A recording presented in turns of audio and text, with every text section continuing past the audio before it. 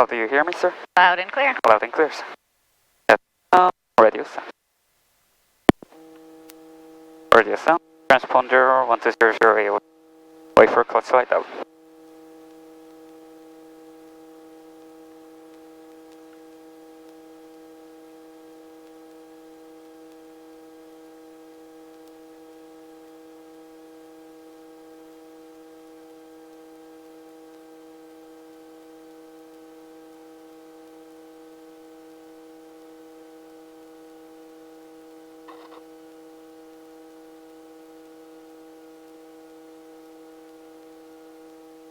Clutch light out. Warmer RPM 75%.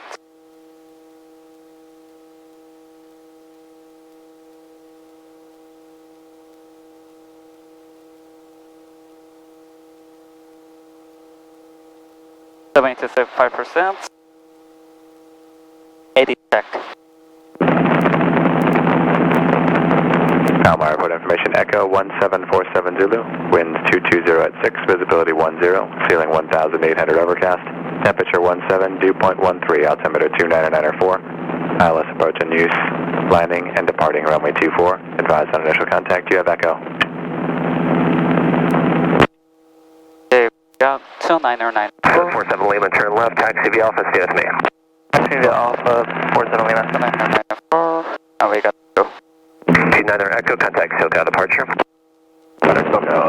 It is check, carpet check, carpet rise. It moves, carpet drop.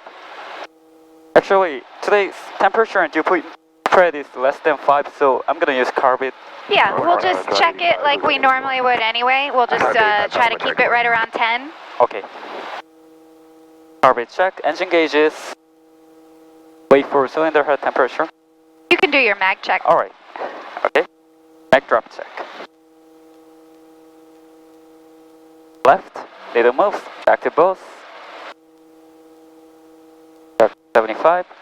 Left, right, little moves, back to both. Back to 75%. Alright, and we're in the green. You can go ahead and continue. Alright. Mag drop check complete. Governor on throttle. Throttle 75%. With collective approximately 1 inch. Low RPM on. Governor takes over. RPM 102 to 104%. Governor function. Warning lights out. Reduce RPM to 97%.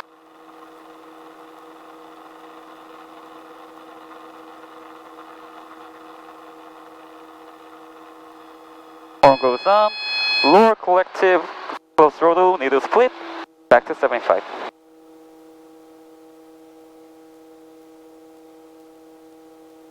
Back to 75%.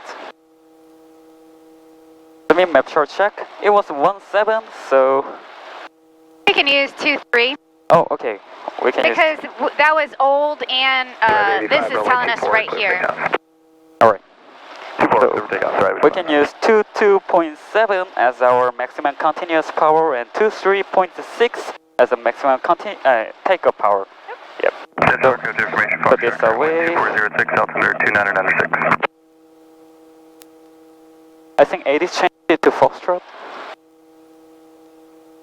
Do you want me to listen again? Yeah, it sounded like 2996 was probably the only change, so if you want to tweak that a little, but otherwise we're good. Okay. We can ask for a Civic North departure. Was that your plan? Alright. Latched. You're latched. Ultimate altitude 1200. Cyclic friction off. Then collective friction off. Area clear. Governor is on. RPM. Put my boost fit here. RPM.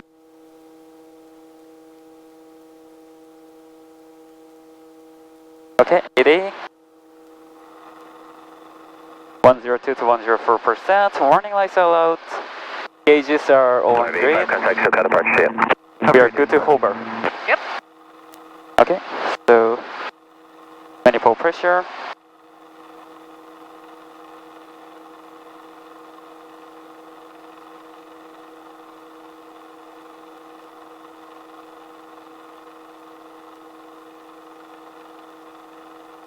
Passing 17, light on skid outside.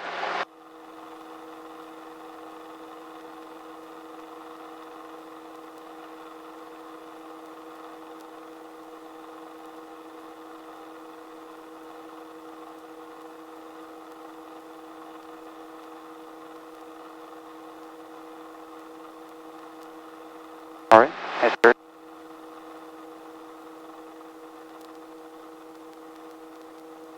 Alright, I'm gonna face to... Oh, no, I'm gonna drift to the right a little bit. Okay. So clear from the left. I'm gonna face to the wind. Okay. Power is calling. So, alright, I'm gonna do right pedal turn. And then go to Lonab area. Okay. I mean the black box right next to the helipad. Okay.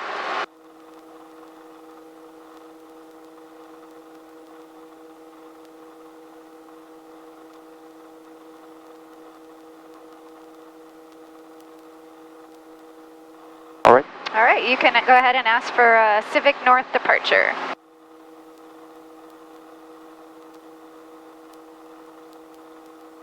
Paloma Tower, helicopter 111 Papa Bravo at Civic Parking. Request Civic North departure with Foxtrot. 111 Papa Bravo, Palomar Tower approved. Caution helipad's not set from tower, clear for takeoff. Civic North approved, helipad clear for takeoff 1 Papa Bravo. Alright, I'm gonna go to helipad. Okay.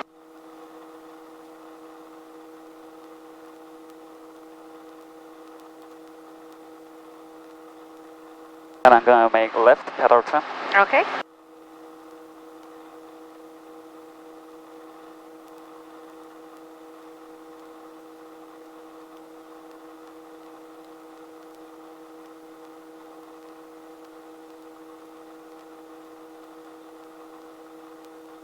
Alright.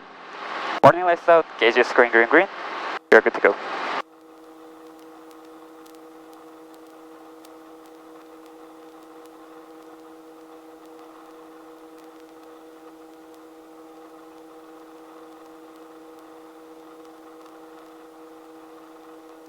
Okay, this here, I'm gonna use 23 inches.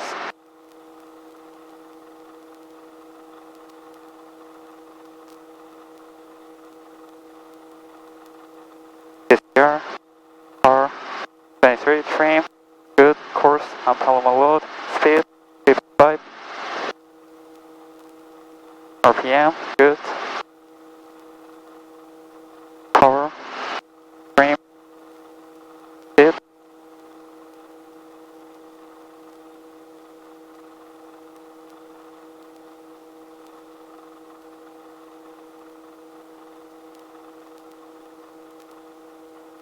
All right, you can start your turn.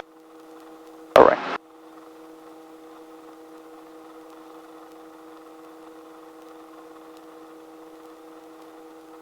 Coming. Got to go left of the tower, remember, and no higher all right. than no higher than 1,000 yeah. feet. Yep, there you go. So yeah, just go a little bit left. There you go.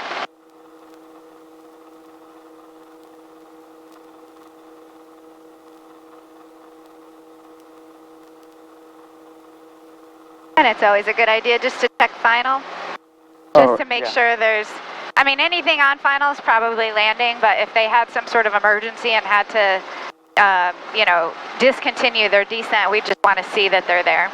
Alright, final clear. Take the right clamp.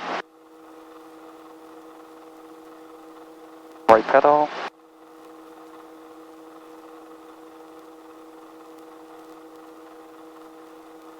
Alright, I found my water tank. I'm gonna stay 1000 until the water tank. Okay.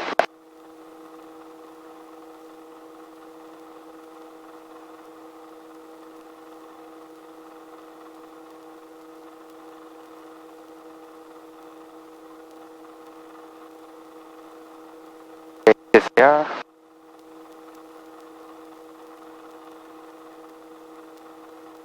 Frame 3, 4, 5. Alright.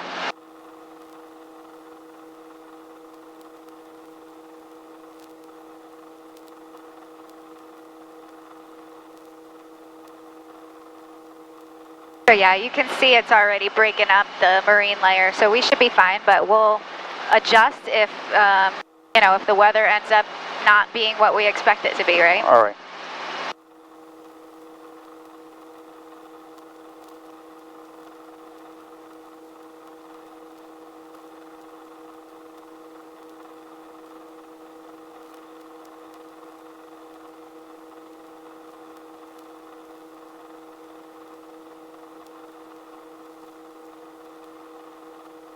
Oh, we're gonna head to Vista High School. 018. And after I pass this water tank, I'm gonna start my climb. Okay. 018.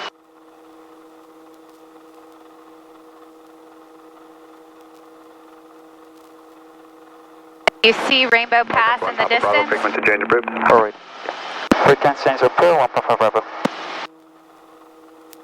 Yeah, already I can see Rainbow Pass. You can see it? Yeah. Yeah. So if you were unfamiliar, you would, you know, with the area, during your pre-flight planning, you could have been like, okay, once I turn on this heading, I should be able to see Rainbow Pass. If not, you might be still too far away. All right.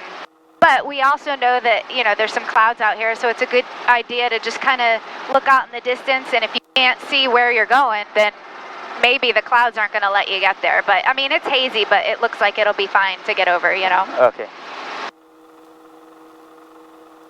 I'm gonna climb to...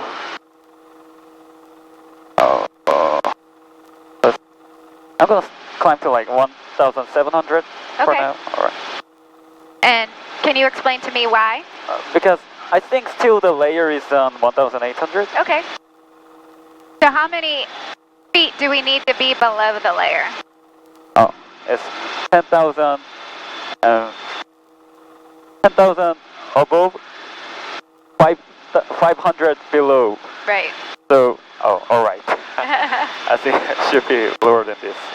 I mean, it's hardly a layer at this point, so I think you're okay at this altitude. I wouldn't climb any higher till we get past this little bit here. Yep. But just keep that in mind. All right. Technically, we need to be 500 feet below, and do you understand why?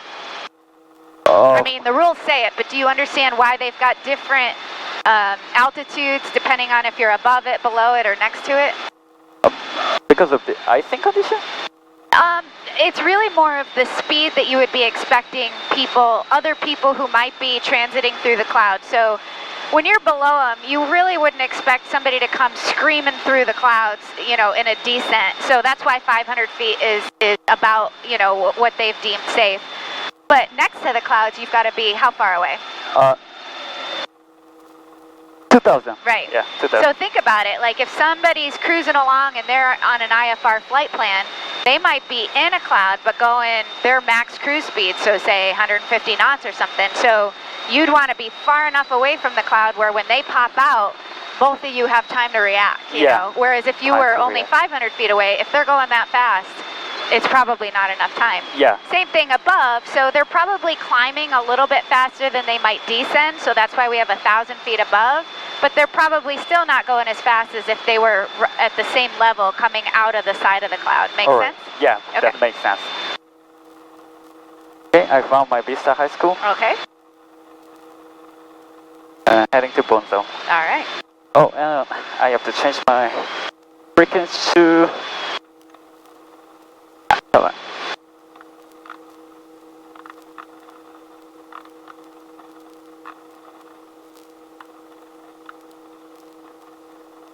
One, 2, 2, 7, 5. You don't have the buttons on here. 5,500 northeast now, set please. San Diego Northeast, Helicopter 1 Papa Bravo over Vista High School, climbing to 2,500, heading northbound, San Diego Northeast.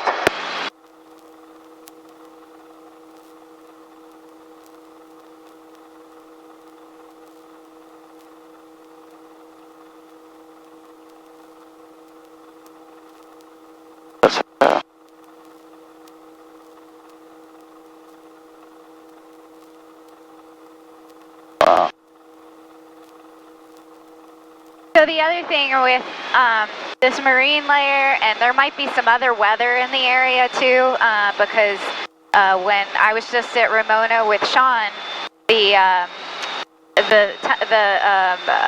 altimeter setting dropped a little bit while we were there, which says that the pressure's dropping, right? Which usually means that some kind of weather's coming in.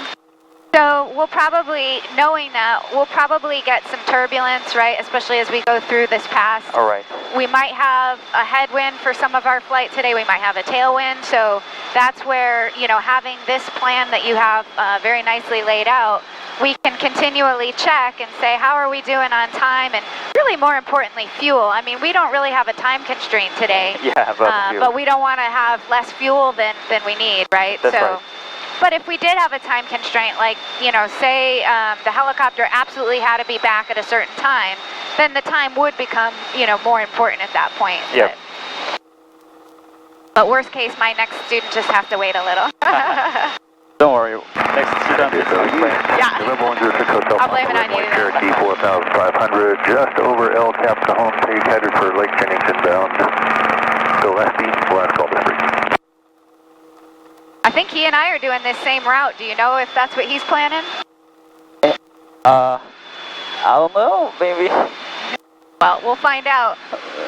I'm not sure he made the plan or not. Uh-oh. But maybe he did, yeah. I believe in him. You're only saying that because you're on video. You're getting recorded. So I'm gonna speed up.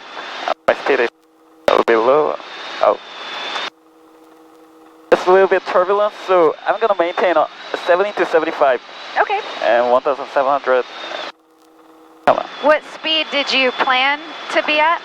75. Okay. Yeah. So you'll, that's another thing, like if you, actually, you know what, let's use our Garmin today, because we have it. Have you used the GPS? No. Okay. Not every helicopter has it here, so you may not always have it, but since we have it, you might as well see how to use it. So it's got to acquire the signal first, but the nice thing is it gives us ground speed, so we can cheat to figure out if we're, you know, because I mean usually you can tell if you're moving slowly along the ground, therefore you've got a headwind, or if you're really trucking, then you've got a tailwind. But we can use this to kind of back us up too. Oh, I see. And we can put, we can see airspace and everything on here. I mean, it's pretty rudimentary compared to what we're used to with ForeFlight on our phones and iPads and stuff now, but it's still nice to have. Yeah. And call over Bonzo. San Diego Northeast, Helixton 155 Bravo over Bonzo racetrack, climbing to 2,500, heading northbound San Diego Northeast. All right, so now's a good time to check. How's your time and fuel? I mean, it's hard to see if we use, you know, a gallon and a half at this point. Yeah. But you expected this to take, what, about 8 minutes in? And that's about right, because we were leaving Palomar right at about 11 minutes, so good. So far, so good. Yeah. All right, so it's acquired its satellite. Yeah, wind is pushing us up. Come on. Since it's clear of cloud, I'm gonna climb to 2,500. All right. As I planned. 55.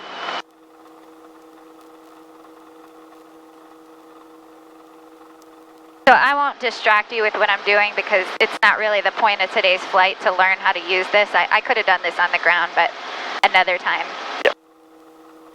In all honesty, if you've got a like an iPad or something that you ever fly with, that's going to be 1 mile north of the mountain. more useful than this is anyway.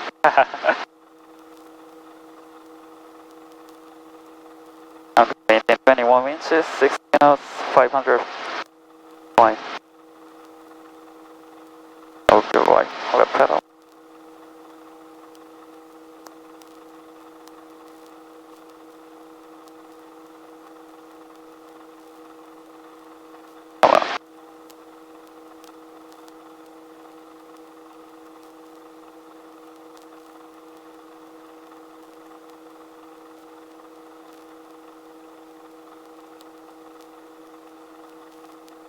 Alright, watch your airspeed. We don't need to be this slow. Yep.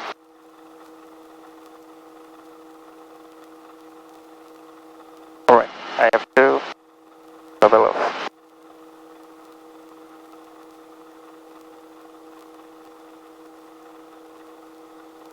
And then just continually do that ASTCR. ASTCR.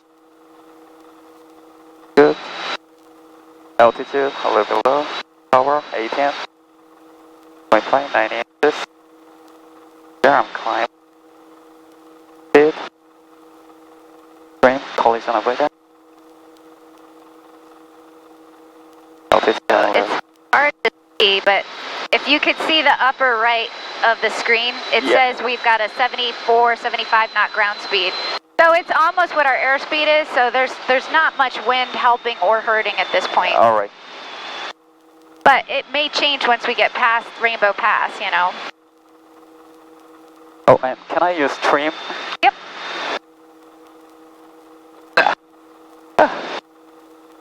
Must fit. Yeah. So I think we talked about this last time we flew. Things like that definitely use if they, especially if they decrease pilot workload. Yeah. But then you just have to have a way to remind yourself to take it off, right? Yep. So that when you come into land, it feels the way you expect it to. So I'm sure we talked about it last time, but just to reiterate, I like to have a before landing checklist. Now there isn't a specific one in the POH or on our little card. Flat Cessna 3 Victor is about 2 miles west of Lake Jennings, heading toward El Paso.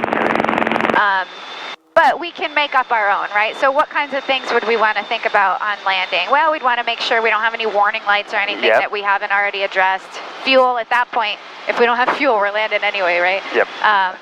But, you know, did we put on our collective friction? Did we use the trim spring? So basically take trim spring and frictions off. I like to add landing light to my checklist just because I don't fly at night very often. Yeah. So it would be very easy for me to forget to use the landing light until I'm basically right over my spot. So I always have landing light in my head. So I say landing light is off, which is what I want, right? And then I've got, you know, clearance to land, or I've been talking to the controller, whatever the appropriate time is in my head. I just go through that in my head each time. And that helps to keep me from forgetting those kinds of things. All right. I still forget sometimes, though, because sometimes I forget to run my own before landing checklist, you know, so. We're human, but hopefully if we get into certain habits, then we don't forget, you know. All right.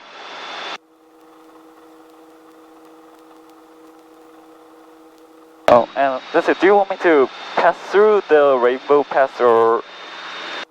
I like to go to the left of it just because I feel like it's kind of a busy spot. Yep. And you're bottlenecked there, so it just increases the chances of a, you know, potential run-in with somebody else. Yep.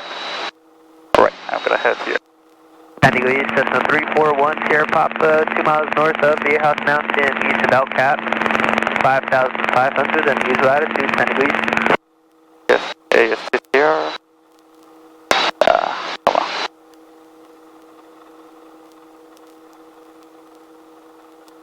So what fuel do we need when we leave Riverside in order to have enough fuel to go to Ramona and back to Palomar without having to get fuel somewhere? Oh, we need at least 13 gallon of fuel. Victor is over Okay, because we need, what did you have, 10 to get from Riverside to Ramona? Yeah. Okay.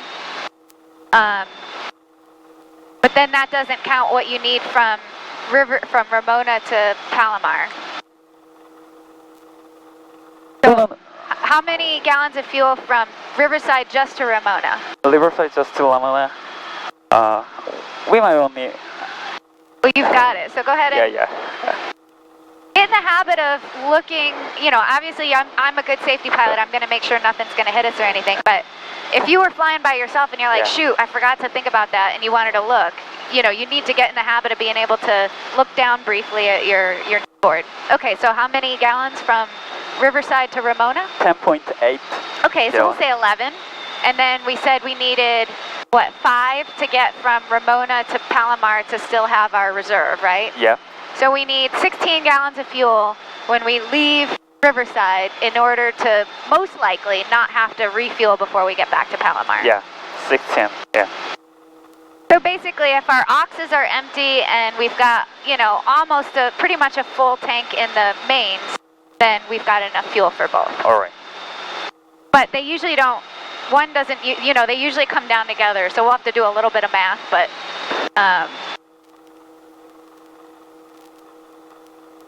as long as we know we have 11 plus the 3 reserves, so as long as we know we have 14 gallons, so say we were, you know, at 3/4 of the full fuel tank, 3/4 of we the- know we can get down to Ramona with our reserve. Yeah. But, you know, this doesn't have a high fidelity, you know, it's not very accurate. Accurate, yeah. So we might be like, okay, I think we've got enough fuel for the rest of the whole trip, but we'll reevaluate when we get to Ramona, you know, if this was a little bit off and if it took us more or less fuel to get there than we All right. expected. Oh, and do you want me to call the heading northbound or heading westbound? You could say northbound, and you could say we're just west of Rainbow Pass. Yeah. Sending a northeast helicopter 1 Papa Bravo over Rainbow Pass, heading northbound, sending northeast. Category Cessna 341 Sierra Papa, 2 miles north of the House Mountain, and east of El Cap, 5,500. The other nice thing about going this way instead of right through is we don't get as much of the dirty air coming off of those peaks. Yeah.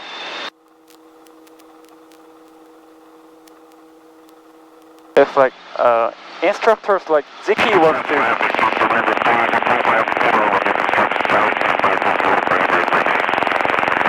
Ziki likes to what? Ziki likes to go through here. Heading and northeast, Seminole 535, Young 4 likes to November, go through Rainbow Pass. 400 Yeah. A little bit different, so that's why I asked you. Yeah, no, I think it's good, and it's good for you to start, you know, by asking, you know, why different instructors want different things. You can hear what their thoughts are, Yeah. and you can use that to eventually build your own decision-making, you know, matrix where maybe there's a good reason to go straight over Rainbow Pass Yeah, versus yeah. this way. I mean, you know, we have, you know, maybe fewer outs here, you know, because there's a lot of trees and stuff, whereas that going direct gets you right over quicker. Yeah. So there's, you know, there's that trade-off.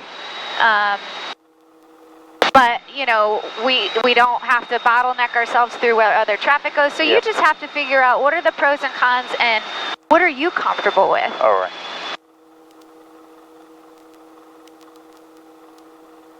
And since we passed Rainbow Pass, I can just follow up the Freeway 15. Okay. Yeah.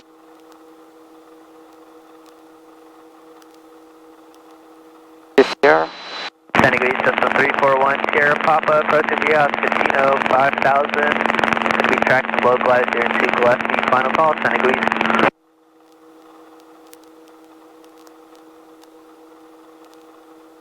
This here. Collision.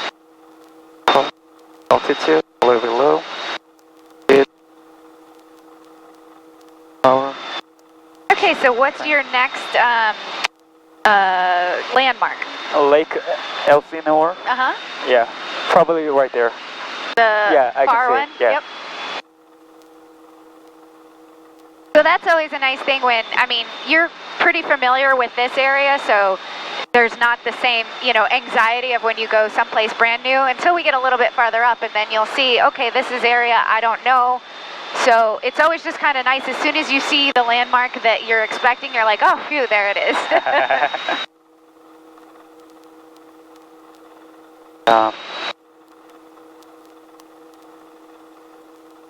The wind is pushing us up, even I'm like 16 inches of manifold. Yeah, that's a great observation. I like to hear that you're that aware of, hey, wow, look how little manifold pressure I'm using, and yet we're still climbing. The good thing about that is it allows you to anticipate that we would keep getting pushed up, where, you know, somebody who's not as aware of those kinds of things may not realize it until they're 100, 200 feet high, yeah. you know? So I think that's excellent.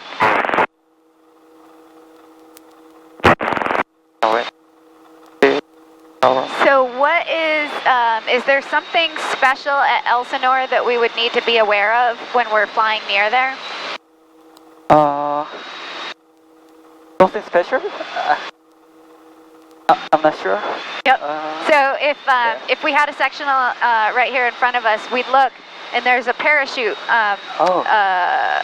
You know. The jumping area. Yeah. Oh. So we would just want to know, like, that's going on. So, you know, your flight path isn't going to take you over, you know, that area anyway. Yep. But if the most direct path took you right over the landing strip, even though you're high, you'd probably want to say, well, even though I'm legal to fly over it, because there's no specific airspace I've got to stay out of, it's not a good idea for me to fly over it because there could be people under parachute. So you'd want to offset one way or the other, which you are. Right side. Yeah. Well, the other thing, when you're following a major road like this, Yep. like you're doing, it's a good idea to stay to the right, because hopefully people coming the other way would also be staying to the right, going the other way. Beautiful.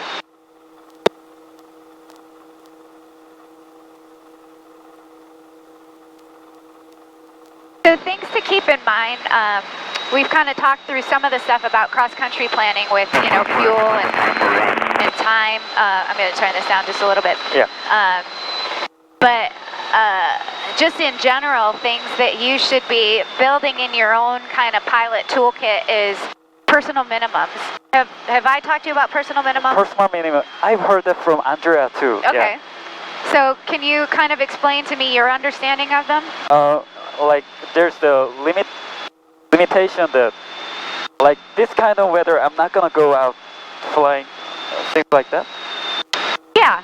So kind of. So yeah, like it's the difference between what's legal and what you're comfortable flying, right? Yeah. So obviously you're not going to go out and fly something that's illegal. Like you're not going to go fly in, you know, IFR weather, VFR without doing special VFR or something. But the difference is, what are you comfortable with? And that can change.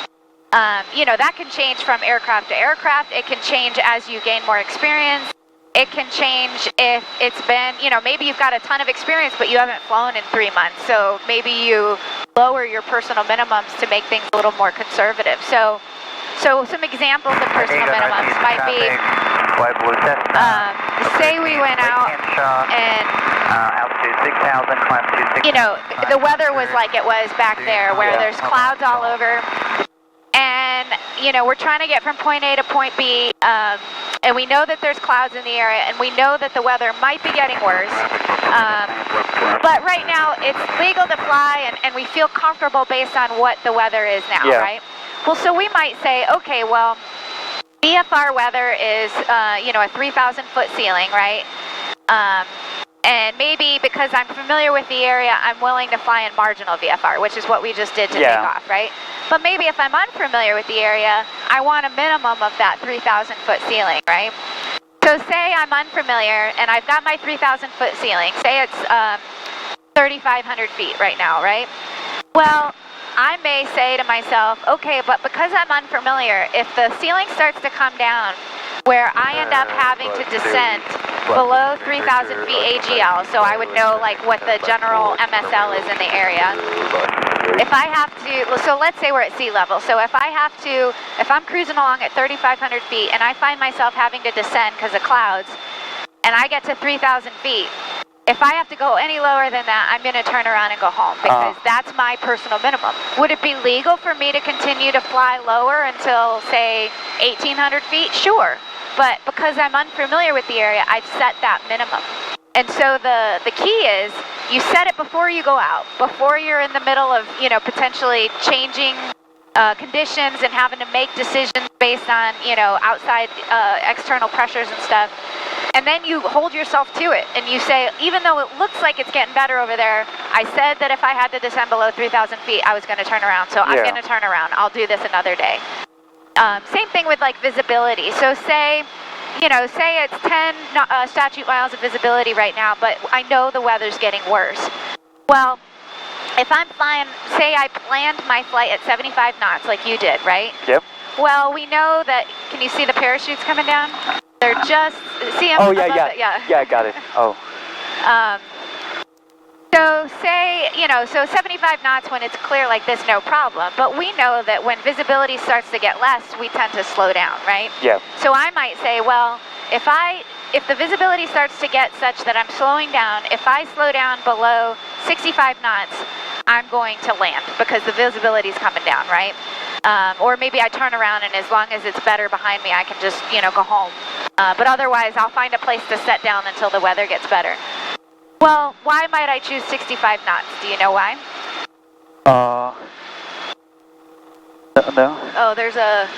Oh, yeah. Glider. Oh my god. I don't even know if he sees us. I mean, he's high enough, but I don't know if I was in that I would fly directly over a helicopter. Okay. So yeah, why? I'm not saying 65 knots is the absolute number, but why might I choose 65 knots? 65 knots. When the visibility is not good. Yeah. Why wouldn't I want to choose like 50 or 40? Maybe because the auto rotation speed is 60 to 70 and 65 would be great, yeah. Right, exactly. So, you know, I'm not saying that you have to, that your personal minimum airspeed has to be the auto rotation speed, but there really isn't that great of a reason to go slower than that, especially if weather is deteriorating that's causing me to do that, right?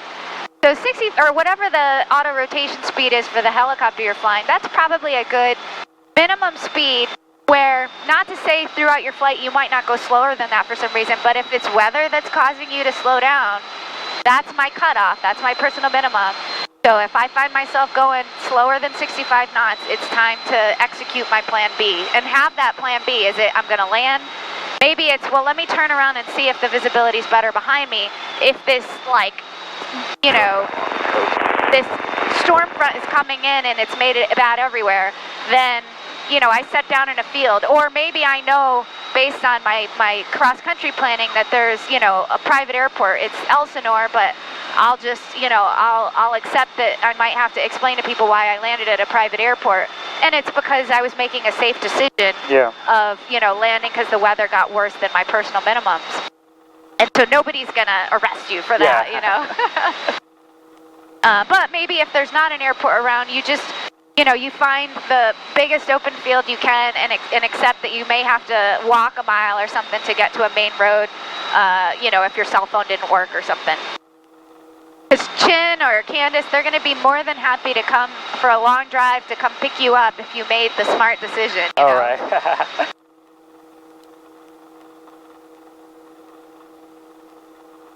So I'm passing Lake Elsinore. Dos Lagos Park is my next viewpoint. And another thing, if you had the sectional in front of you, you could just look and see what lake that was to make sure that you know, in case there were a lot of lakes and for some reason this wasn't Lake Elsinore, that would tell you, oh wait, that lake's not near Lake Elsinore. That means this is the wrong lake, you know? Yeah. Oh.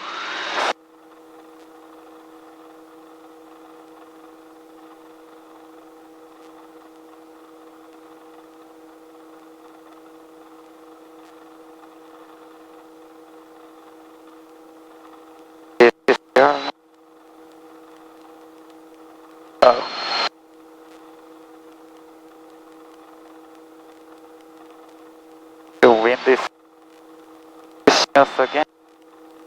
Yeah.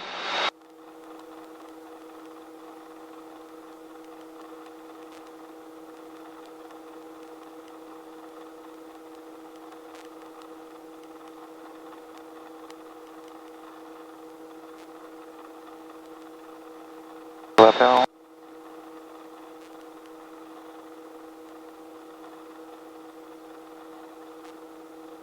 Should be 2908. Alright.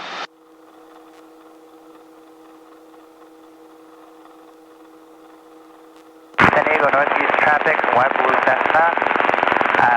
Lake Henshaw, altitude is 6,500. Maintain this altitude, doing some maneuvers. San Diego northeast traffic. Alright, so another thing you can do while you're just kind of trucking along here to make your life easier when you get closer to Riverside is put your ATIS in your backup frequency.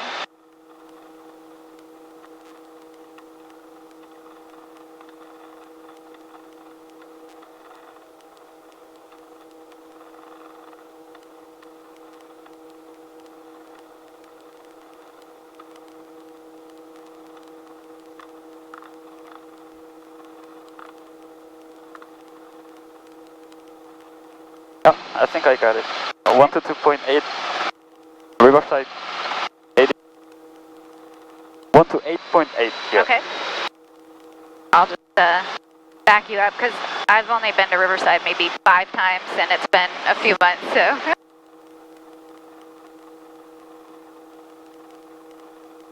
San Diego, 1288. 3,500 miles to the east, to the west of Cal South, heading out to Alpine for Pat Tango East.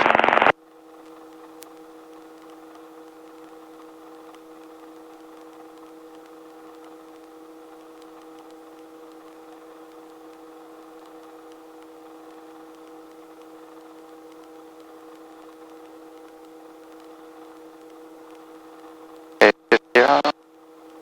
Taking out to west. Slow down. Ghost. Nose level.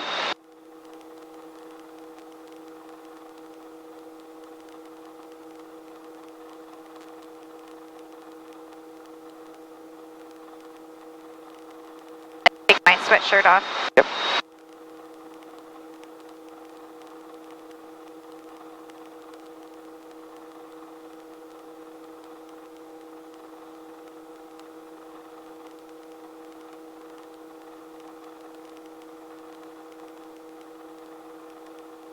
This here? Say that again? No. Oh. I'm just Talking doing. to yourself? Yeah, AS this here. My altitude is high, so just a bit.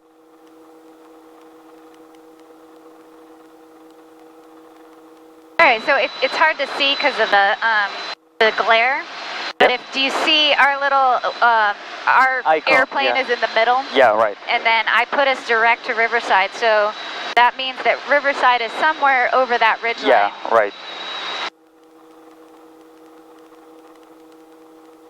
So if you've got a tool like that available, it's nice to have just as a backup so that, you know, in your mind, you know you're flying along this ridge line, you know, along 15 or whatever. But if somehow that didn't match your mental model of, okay, yeah, I expect Riverside to be over there. If somehow that showed it like over there, you'd be like, well, something's not right. And then, you know, then you can back yourself up with your own landmarks and stuff. Because maybe the GPS is getting jammed or something, you know? Right.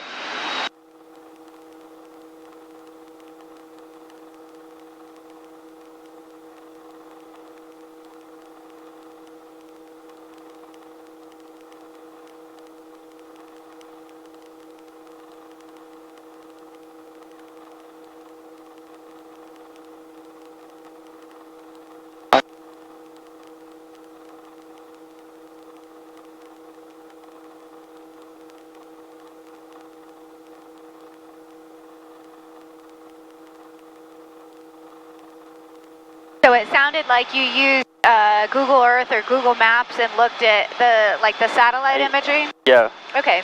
Yeah, that's a great idea. I mean, now that we've got those kinds of tools available to us, obviously, you know, 30 years ago that wasn't an option for people, but especially when I'm going to a new airport, I like doing that and like just zooming in to see, you know, what kind of looks like it's around there. In case I'm having a hard time actually spotting the airport, that might help me, you know. But like I said, worst case, if you can't find it, just fess up to the controller and they'll help you. Yeah. They'd rather that than you're meandering all over their airspace looking for them, you know. In fact, when I was working on I think it was my commercial, Candace and I did one of my long cross countries together at night, and we went to, I forget, the name of the airport will come to me. It's not important. Anyway, it's a smaller airport, and I don't know if she'd been there or not. But in any case, it looked different at night, and it was hard to see. And the runway was going this way as we were coming perpendicular to it, so it wasn't as easy to see. Like you couldn't see like the long runway in front of you. Yeah.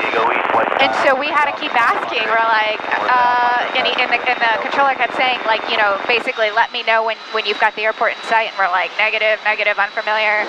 And so all of a sudden it was like, oh, boom, there it is. Like it was right there in front of us, but we didn't know what it looked like at night, you know. So I mean, it's not like the controller reported us and the FAA took away our licenses because we couldn't see the airport, you know. Yeah.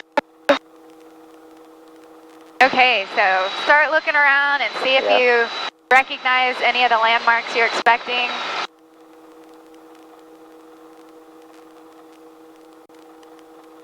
Oh, the Lake Matthew. Yeah. The huge one. Yeah, so even though you weren't sure if you could find the Dos Lagos Park, which I don't even know, do you know where the park is from here? I don't know what that park is, so I'm not even sure what you were looking at, but the point being, that lake is obviously very large and easy to find, Didn't expect that large. Yeah, it's hard to really tell. It's, you know, maybe with more experience it comes, but I think it's difficult when you're looking on a sectional map to really tell what is something going to look like. It's, you know, it's just little basic, you know, almost like a cartoon looking at the sectional, so.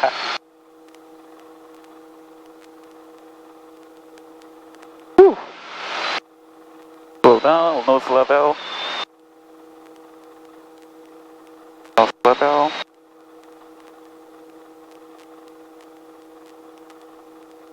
And so you were looking for something on the left side of the lake? Oh, I can already see the water tank left side of the there you go. Yeah. Okay, I'll just head direct to water tank, Oh, there's a small plane to our left. I saw his shadow first,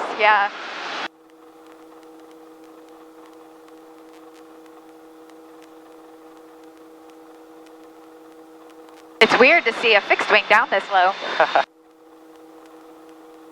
Yeah, so that's the other thing with your cross-country flight planning. Yeah. Obviously, you planned it for certain landmarks and stuff, but if you see something sooner and it cuts off some time and distance to go direct, you know, there's obviously nothing wrong with that. You know, if you really had no idea where you were, then you'd need to, you know, find your next landmark or whatever, but... Oh, it looks like there's an old airstrip down there. See with the X's? Oh, yeah. Mooney 6414 Quebec over the north end of El Cap Reservoir, 4,500, headed towards Lefty, San Diego East. I wonder if that's on the map, or what it is.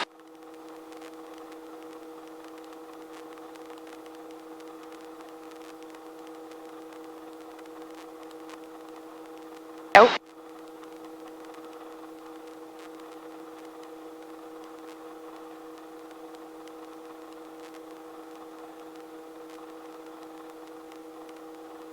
All right, so we're about 10 nautical miles from Riverside right now. Yep.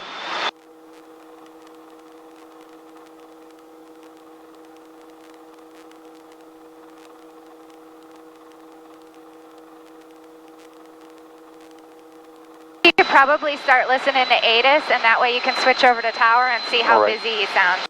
Because we might be able to ask for... Closed until Monday morning at 1500 Zulu. Advised on initial contact, you have information uniform. Riverside Airport information uniform, 1853 Zulu. Wind calm, visibility 10. Scattered clouds 2,800. Temperature 21, dew point 13. The altimeter is 29905. ILS runway 9er approach in use, landing and departing runway 27.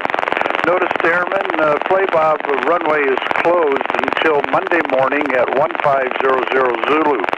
Advised on initial contact, you have information uniform. Okay, so we are using 1827. I'm not going to change the altimeter, it's on a 0.1. That's fine. 1853 Zulu. Wind calm, visibility 10. Scattered clouds 2,800, temperature 21, dew point 13. The altimeter is 29905. ILS runway 9er approach in use, landing and departing runway 27. Notice, airmen, Flybob runway is closed until Monday morning at 1500 Zulu. Advise on initial contact, you have information uniform. All right. All right. Go ahead and switch over. To 121.0. Uniform 1853 Zulu. Confirm.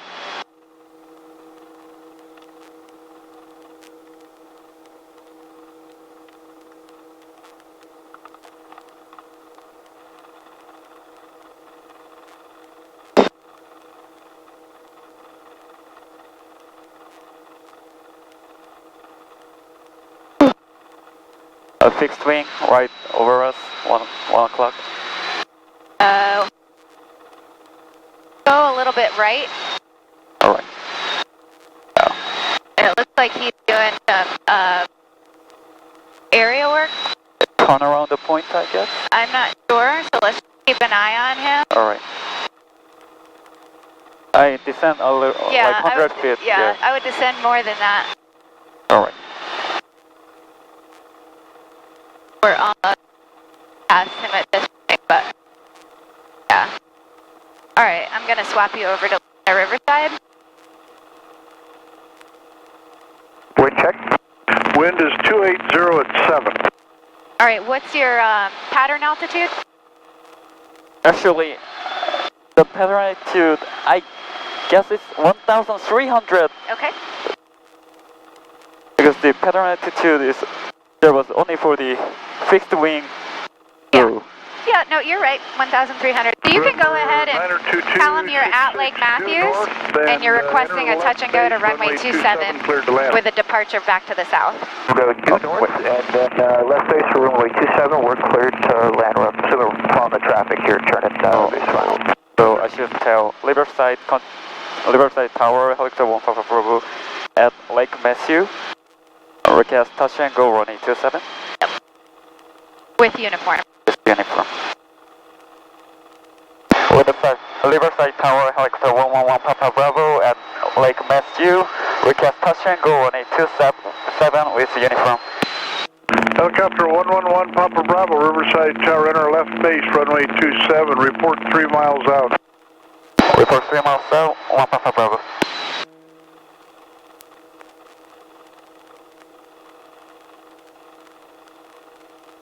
Manzo 444 for exchange approved. Thank you, sir. 444. Yeah, I don't know exactly what 3 miles looks like from here, so just so we don't annoy him and because we've got a tool at our disposal, I'll go ahead and help you out with how far we're at about 5 miles out right now, so. Alright. I'm gonna adjust my heading. He told me left base. Yep, so that means, so yeah. we're kind of, we're coming in on we're almost, we're not quite on a downwind, we're kind of coming, but this is fine, so, because we'll be able to come in, see where like the dirt and everything ends and it becomes trees. We can plan like to come in perpendicular to that for a left base. All right. Make sense? Yeah. Okay. Oh, okay. That's the airport, right? Yeah. Oh, sorry. I should have asked you. Did you see the airport? I was gonna ask you, and then we were too busy looking at that airplane. 726 Mike, North Shore. So I would get your speed up so that we can get into the pattern a little more quickly. So yeah, 75 to 80 knots. We're probably away from any of the turbulence at this point. 726 Mike, Riverside Tower is a helicopter. You're passing him. He's off to your left, 200 feet lower. Looking, traffic is right, 6 Mike. Roger, says 6 Mike. Right next to us. Keep your 3 o'clock. speed up, ease slower, he'll follow you. Roger, he'll follow me, keep my speed up. Do you want me to descend? No, you're good. Traffic above to your right, a couple hundred feet. Tell him we've got him in sight. We'll maintain visual separation. Report him in sight. Traffic inside, we will maintain visual separation, 1 Papa Bravo. Papa Bravo, Roger, follow that Cessna. So just follow him. Follow Cessna, 1 Papa Bravo. Roger. All right, so we don't even have to report. We've got an escort. It's like a police escort. Or Only we're not in trouble. Air Force escort. Yeah. Only we're not in trouble. We got intercepted. Yeah.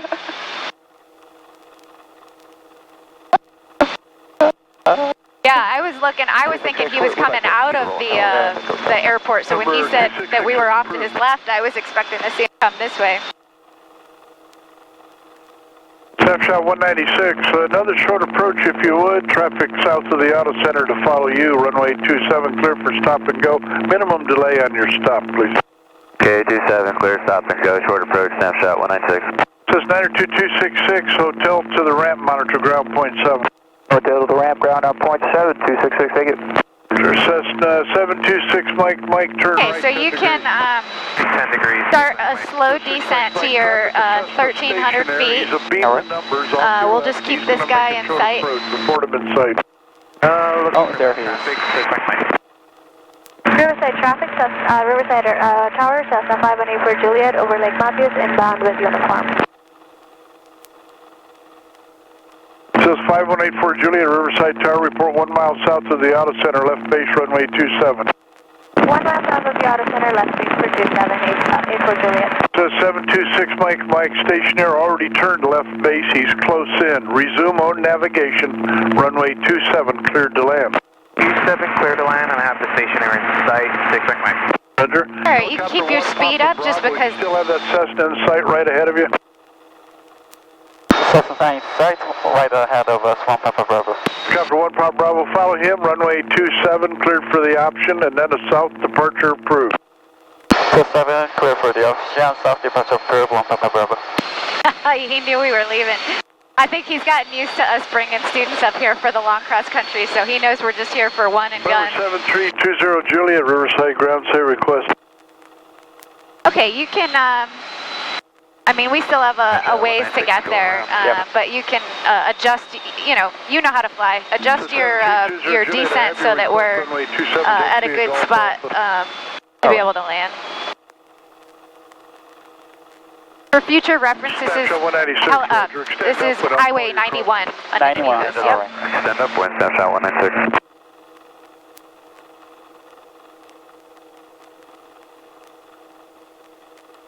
South 74, Riverside ground, turn right on the ramp and then taxi runway 27. Alright, I would start your descent Follow that Cessna. to get down to that 1,300. This 5184 Juliet, you're number 3. You're following a helicopter about 11:30 and just a little under 2 miles. Just about turn final. Looking for traffic, 84 Juliet. Alright, you can point, and that Cessna or Cherokee should be well out of the way by the time we get there. 60901, holding short 27, request 3 laps pattern. Says 76091, Riverside Tower, hold short of runway 27. Hold short runway 27. So we'll just do a low approach here. We'll count it as a landing on your logbook, but just because they're so busy, but just, so we'll plan to go no lower than 900 feet, okay? Yep. Inside 84 Juliet. M84 Juliet, roger, and you got about 30 knots on him. Square your turn to final or widen out to the right just a little bit. Widen to the right, 84 Juliet. Roger, thank you very much. That's 84 Okay, so Juliet, you can start runway to slow 27, down. cleared to land. 27 clear to land, 84 Juliet. Start slowing down. Says 7320 Juliet, I have information, advise ready to copy. Alright, keep slowing down. Roger. Says 726 Mike, give way to that Cherokee entering Alpha and then proceed straight ahead to the ramp, monitor ground.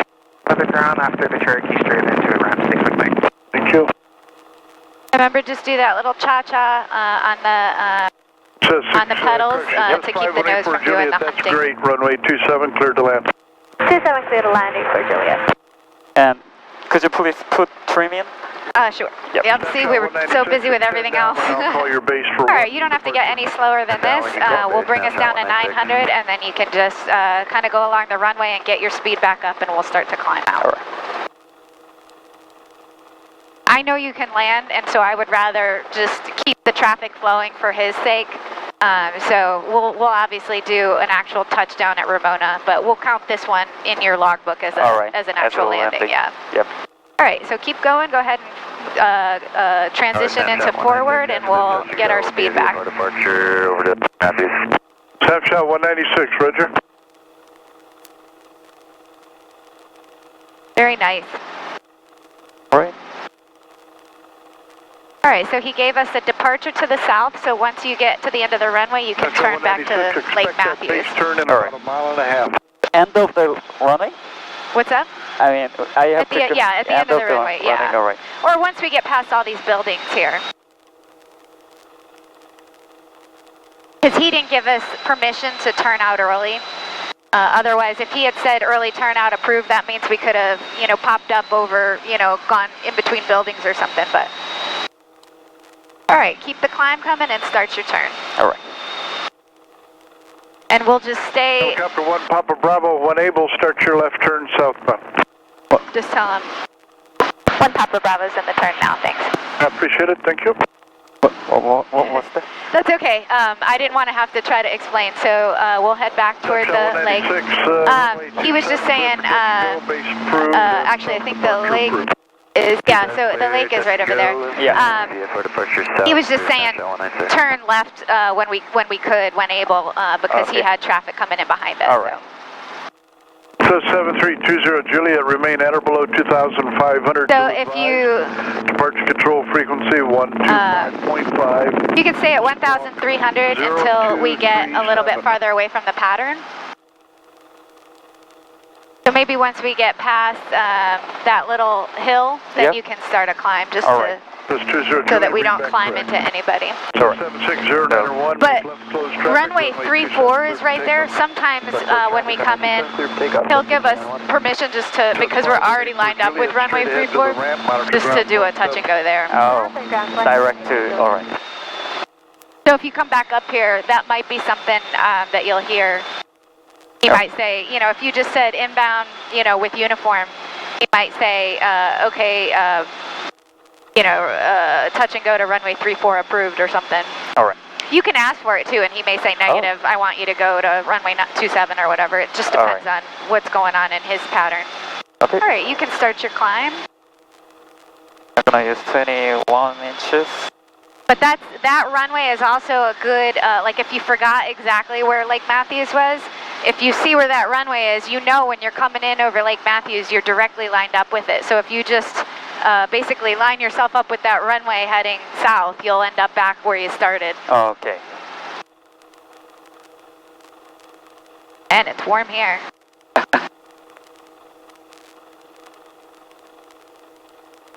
Actually, I will... Papa Bravo, freak exchange approved. See you next time. Frequency change approved, 1 Papa Bravo, thank you.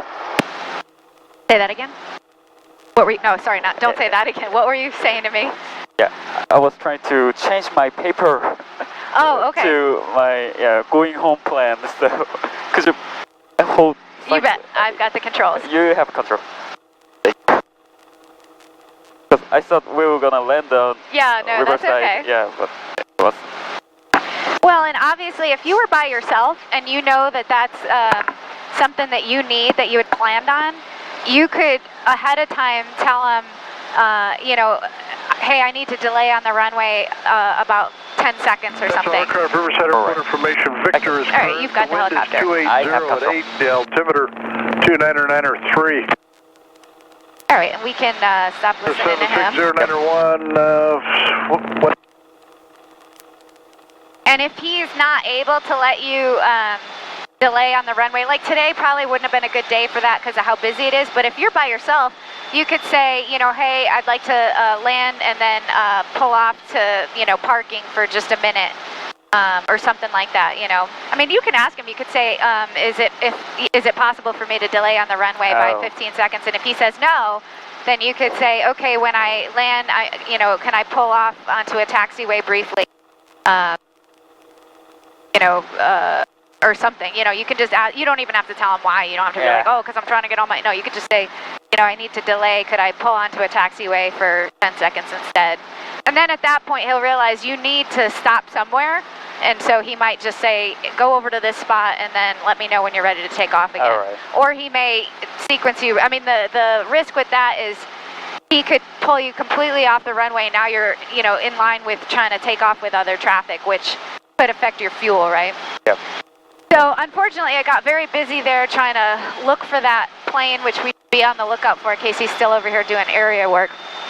And then we got busy talking to him. It was busy in the pattern. So good on you for recognizing the trim spring. And then the other thing I was going to say is when we were coming in, I happened to take note of our fuel. Yeah. And I knew we had enough, but we just didn't have time to really talk about it. But if it hadn't been so busy, we could have, as we were coming in here, just said, okay, this is basically the fuel we're at. Do we need to stop at Riverside for fuel? No. We know we've got enough to at least make it to Ramona. We'd want to have an option, say we had a terrible headwind coming back and we had enough fuel for our planning, but we realized halfway to Ramona we're not going to have enough fuel. Maybe we have it in our mind, we'll stop at French Valley if we have to, So all those kinds of things, you want to have all those things planned out ahead of time, especially for an area you don't know, because the last thing you want is to start making poor decisions because you're stressed, because the plan is not going the way you had expected it to. Because that's when people get themselves into trouble and they're like, all right, well, I'm pretty low on fuel, but I think I can still make it. Oh, I'm getting really low on fuel, but I think I can still. I mean, at that point, like I said, set down, and Chin will, he would rather come pick us up in a really inconvenient spot than find a smoking hole in the ground because we made poor decisions. Yeah, definitely, yeah.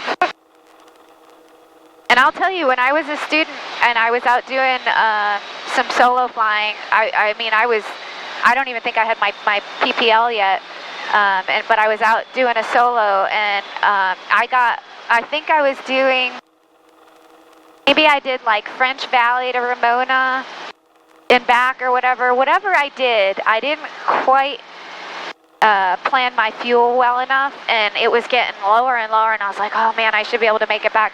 I did not have my reserve though, and so when I got back, luckily the fuel light never came on. It wasn't quite that bad. Watch that bird. So this is a dump up here, so we just have to kind of watch out for birds. Do you see them off your right? Okay. But yeah, so by the time I landed, I probably had about maybe 10 minutes left of fuel. Oh. Maybe even less. It was not a lot. And so Chin saw it when he pulled the helicopter in. He saw what the fuel was at.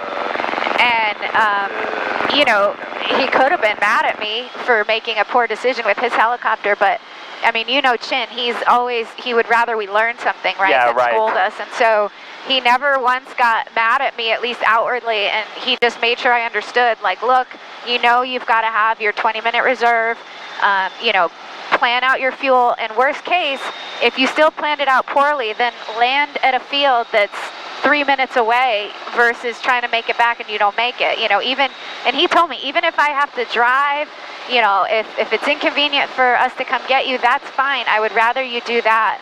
And then we can talk about why you ended up having to land in a field, why your fuel planning still wasn't adequate, versus, coming back and running out of fuel and then crashing, Because, of course, as a young student like that, too, they would demonstrate autos. We would do autos together, but I don't think I could have actually executed one if I starved my engine of fuel and then the engine quit on me. So it was definitely a learning experience for me. But I was very happy that it wasn't a negative learning experience,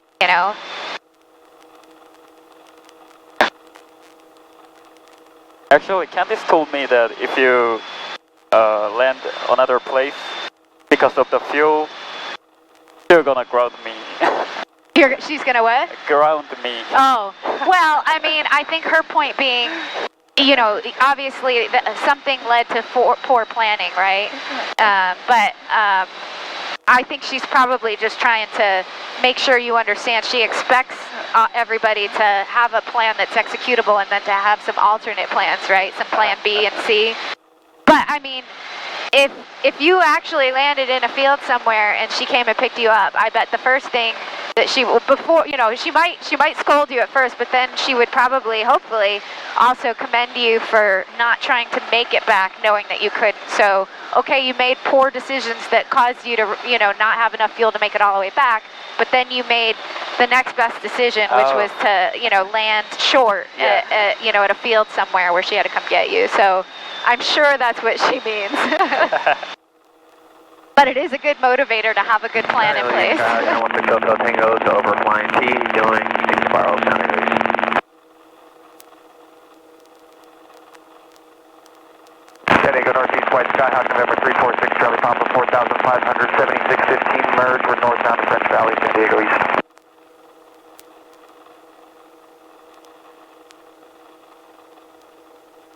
So another thing, if we didn't have that big lake as a good landmark, you could also, you know, potentially have found on Google Earth or Google Maps, like some of these baseball fields or something, or whatever they are. Yeah. As, you know, I mean, it may not be on the sectional as a landmark, but if it's a fairly updated map on Google Maps, it might have, you might be able to pick out some of these as landmarks as well. All right. Next time, I think I could just use the water tank at Matthew Lake. Yeah. Well, but like you didn't know, and you know, you don't know. I mean, yeah, you've got the altitudes of the terrain and stuff, but it's hard to really picture in your mind. Am I going to be able to see the lake, or is it like down behind a ridge line? I think it's better to have more landmarks than you need than fewer. You know. Yeah, that's right.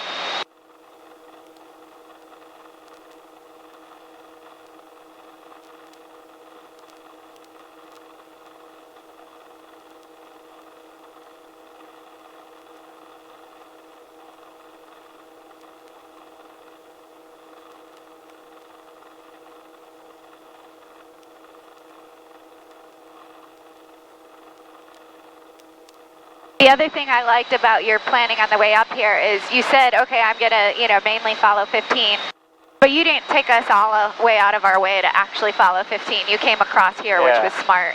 And it also keeps us away from, you know, potential winds coming off those ridge lines and stuff. So I thought that was good decision making. Well, I thought that I had to plan my altitude higher than that mountains because I still felt the turbulence. Yeah. So next time I think I might have to come for like 3,000. Well, I mean, you can plan it for 2,500 and then, you know, if you're getting turbulence or whatever, just adjust, you know, and see if you can find an altitude that works better. It might change your field planning a little bit, but it's probably, it's not like you're going from 2,000 to 12,000, you know.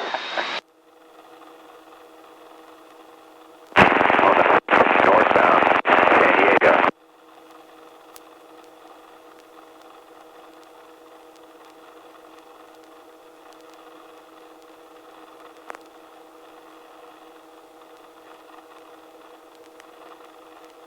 Okay, so I can see the Lake Elsinore. Yep.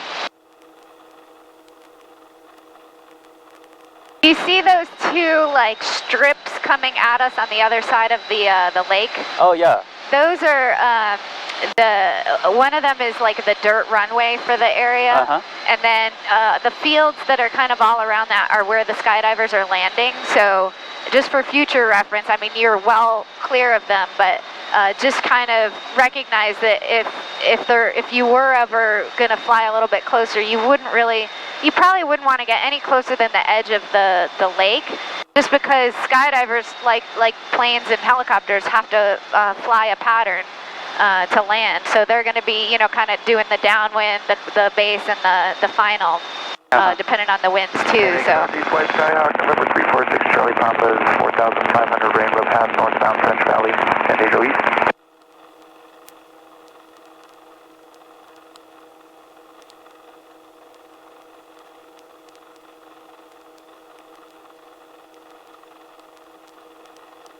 I see traffic. Do you see that glint over the lake? Yeah, like.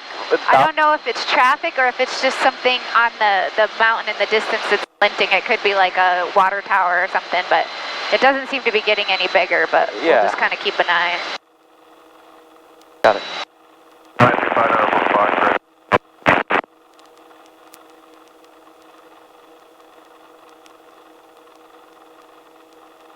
San Diego East, 512 Papa Tango, about 5 miles to the east of El Capitan at 514. Yeah, I think it's something just glinting yeah. on that mountainside there. Yeah, right. Yeah.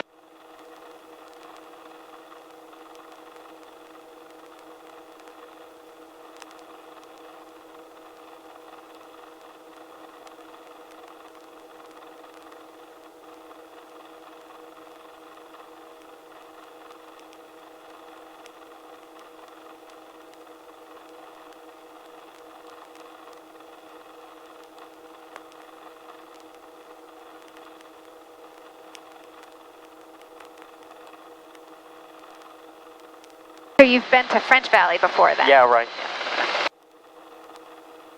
All right, remember, if we do get light in the seat, just do aft cyclic to reload the rotor and then Yeah. fix any lateral issues.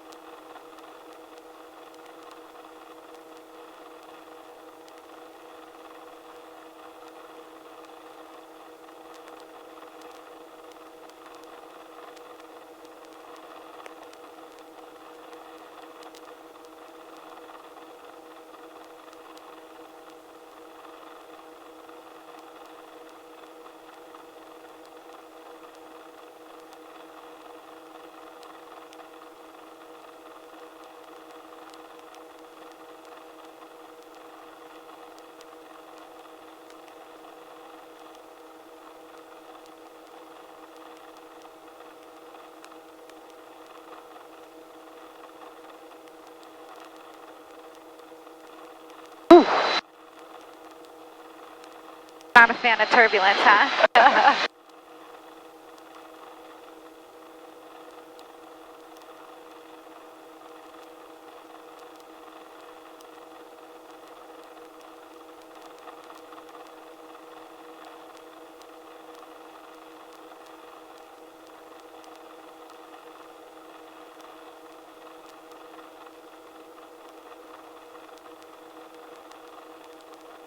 So I can see the rainbow path on my 1 o'clock.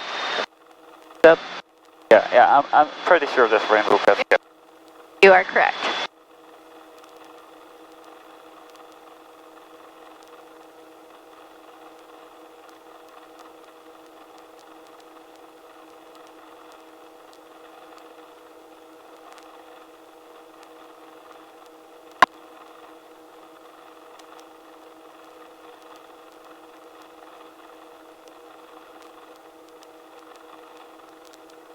Even though I'm on 2000, like 500, 600, I think I'm a little bit low.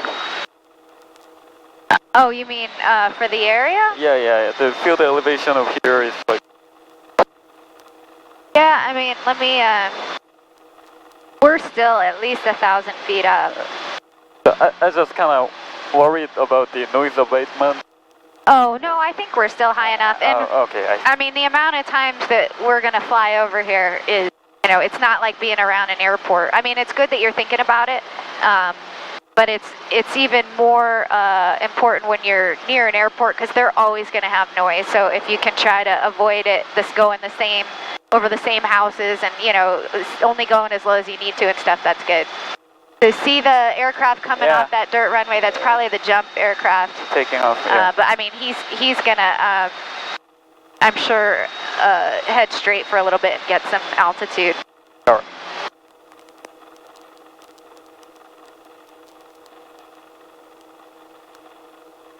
Oh, and windy.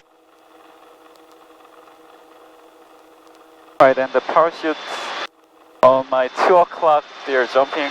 Yep. So they'll all stay over there, though. They're not going to be coming over here, but So it's good that you're aware, and it's actually good that you get to see it too. Yeah. Yeah, they're never going to stray far from being kind of right over the field because they don't have, you know, they're unpowered, right? So they don't have a way to get back if they misjudge the winds. All right.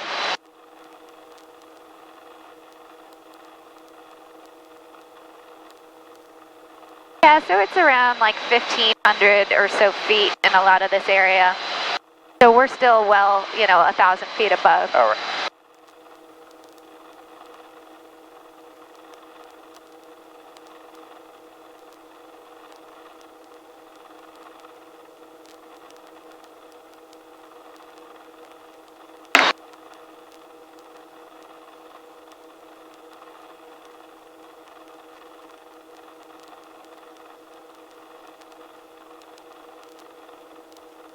If you ever want to know which way the winds are going and you hadn't just seen that aircraft take off, you can also see which way parachutes land because they land into the wind as well. I see. Oh, okay. But aircraft take off to that direction, which means do we have the tailwind? We should probably, yeah. So let's see what our ground speed is. It's hard to see with the flare. We're 67, so we really don't have, there's probably like calm winds, honestly. But it's probably his preference to take off in that direction than toward the buildings. Oh, I see. Sending a driving. Skyline 3504 Foxtrot, 3,000 feet over the cement body ball. Do a private power maneuver. There you go.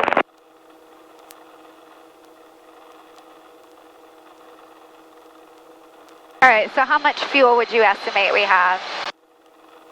We got like 4.5, 6.5. No. We do have like 610. Yeah. So that should be enough. Yeah.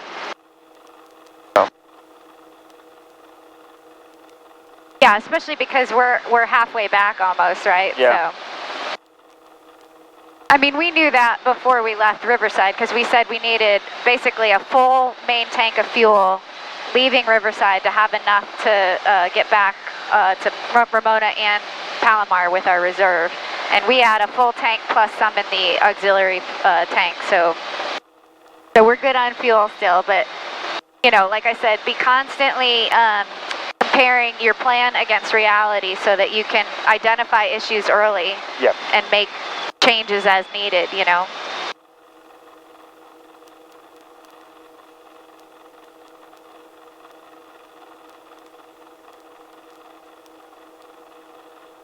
Let's go ahead and try to get about 70 to 75 knots again.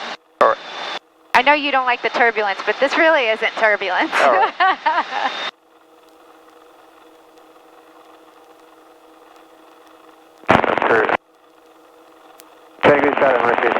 But that's good. You have good decision making, so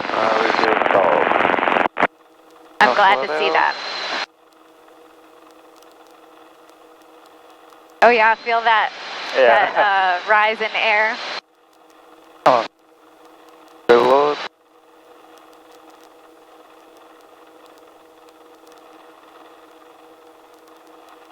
So now that we're past Elsinore, I would just make sure you're a little more right of the road just in case somebody else is following the road up this way.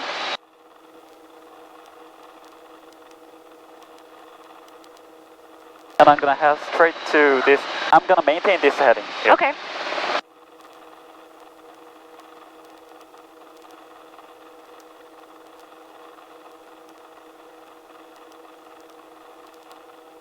And 600 09 for Fox, you up?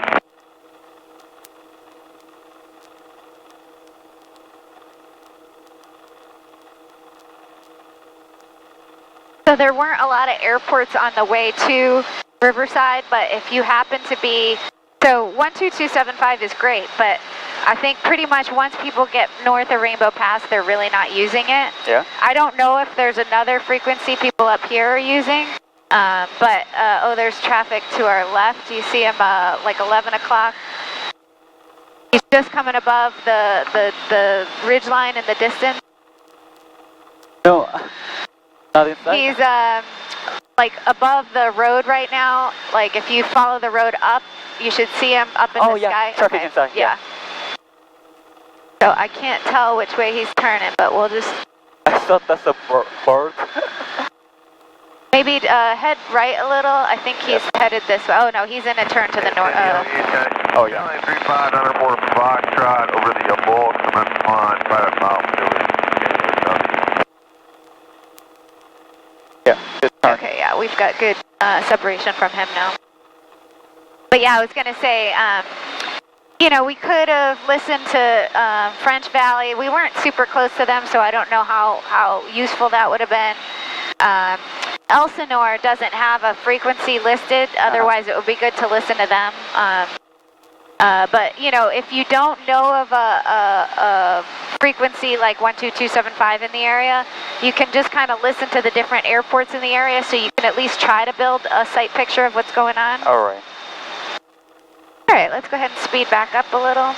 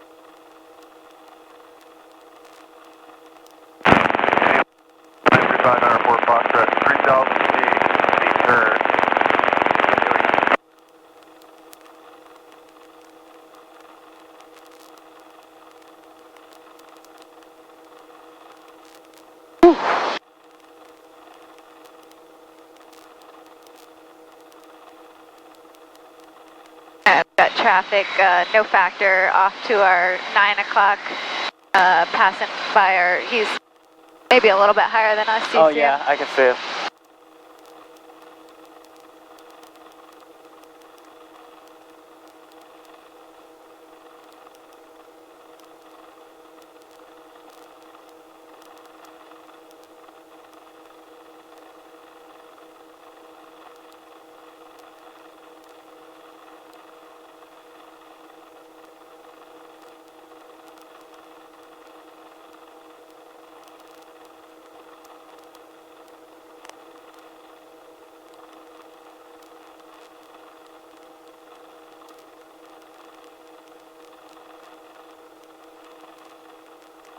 There's traffic, he's very slow moving, also not a factor. Oh, yeah, got it.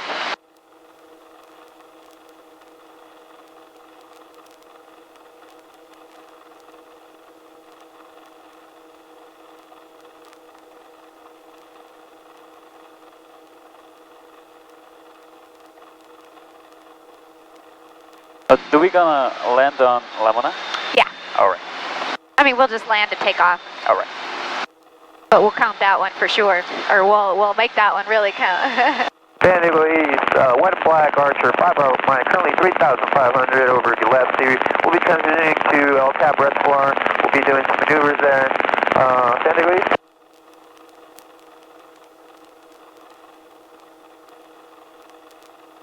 San Diego East, Southern Papa Tango over to Alpine Dirt Pass 3,600. Climbing for 4,500, returning back to Gillespie.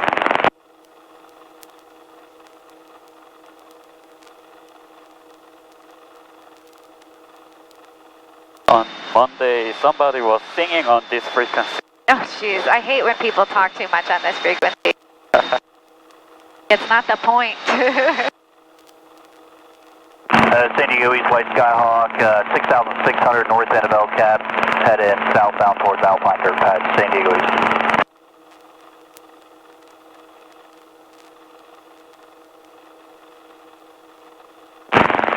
And San Diego Southeast, Skyline 3500, Fort Foxtrot 3000, over to Bull, heading back towards Brown, San Diego Southeast.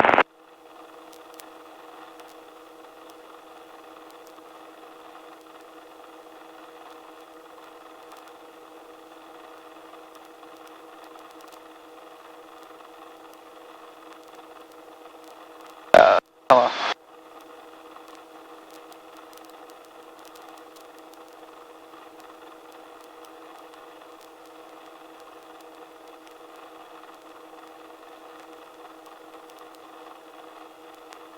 Sending a no-seat helicopter 1 Papa Bravo over Rainbow Pass at 2500, heading southbound, sending a no-seat.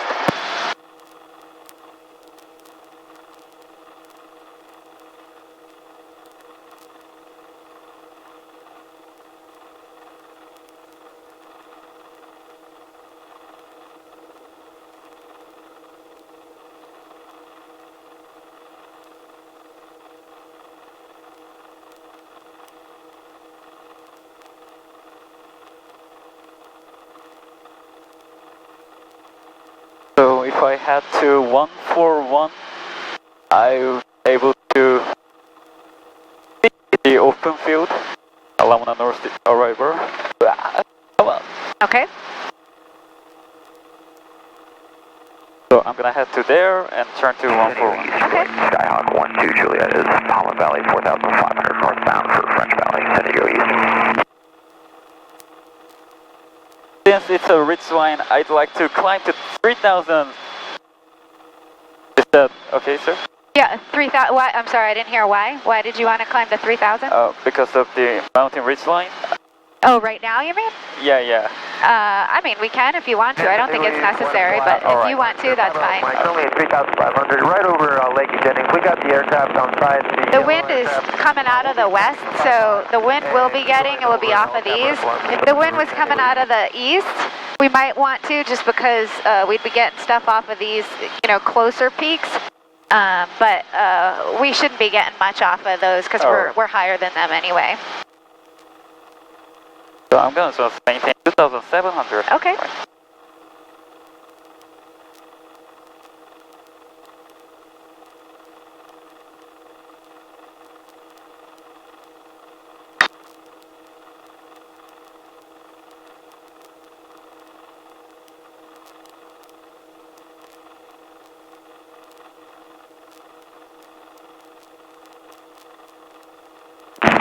Yeah, San Diego Southeast, Skyline 3500, Fort Foxtrot 2,500 on the western edge of lower 8 Oakdale Lake.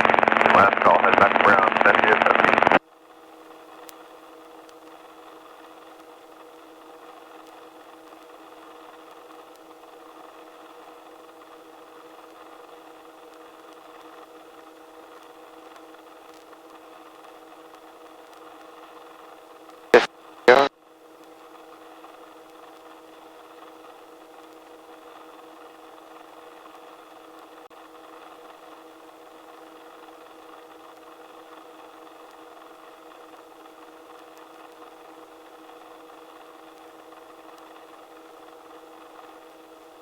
The yellow aircraft approaching El Cap Reservoir, your frequency?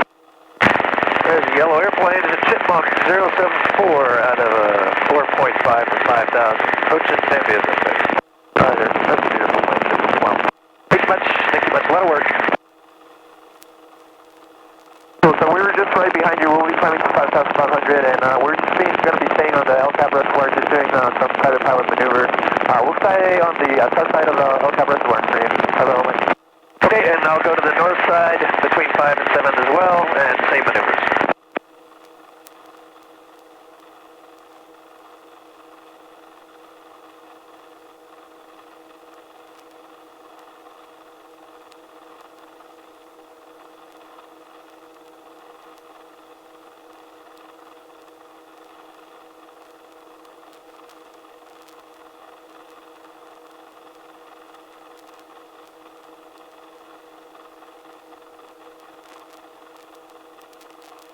I'm gonna head to 141. Okay.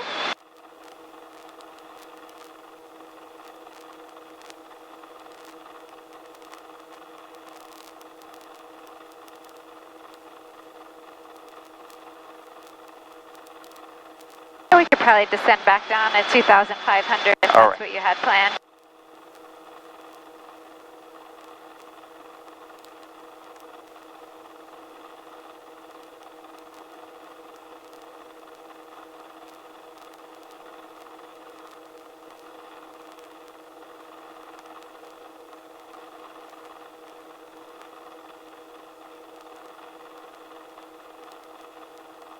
I think long cross country is harder than I thought. Oh, really? How so? Because I thought like, oh, just like 2 hours of cruising, that would be easy. And in fact, the reality is my bag is dying, like breaking right now. Oh, really? Did you want to stretch at all? I can take the controls. No, okay. fine. Let me know if you do. I can bear it, yeah. Okay. If I go to military, I have to bear it. Yeah. So, yeah. Part of my training.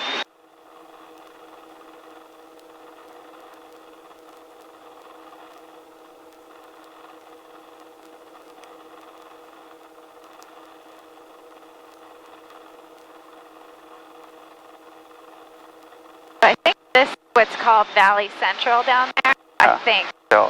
I'm not as familiar with this part of the airspace. 916 Hotel Tango, 6,400, descending at 3,200, just north of the Alpine Dare Patch, and we're going to be doing maneuvers. And we got the other traffic inside by Alpine.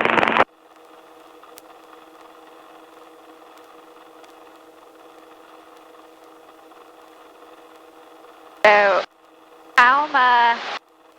So we should be, I mean, we might, because they're so small, it might be hard to see, but Palma Valley strip should be kind of almost off our nose, a little bit, maybe 11:30. 11:30. And then Blackington should be maybe at about our 1 o'clock. Yeah. I can see the freeway 15 is... Do you see Blackington airstrip? I think it's down in that area. I'm not sure. And this is Skyhawk 346 Charlie Papa is 4,100, climbing 4,500 Rainbow Pass for southbound to Palomar. San Diego East. He's higher than us anyway. All right. This is Palma Casino, I think. Casino. Yeah, because the one on the other side of the pass in Temecula is Pala, P-A-L-A. This is P-A-U-M-A. Yeah, oh sorry, no, this is Pala. That one's Pachanga, sorry. This is Pala Casino. Pala Casino. P-A-L-A. Oh, yeah, that thing, yeah. So you could make a call that, on San Diego saying that we're over Pala Casino. Pala Casino. Southeastbound. Southeastbound. Sending on OC Helic to 1 Papa Bravo at Pala Casino, 2,500, heading southeastbound. Sending on northeast. Alright, and you can speed us back up a little. Yeah.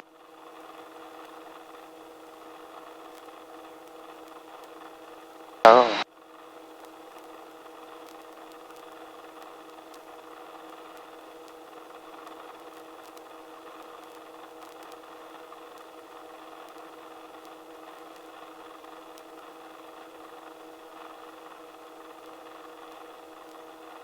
That might be that big open field that you're thinking of.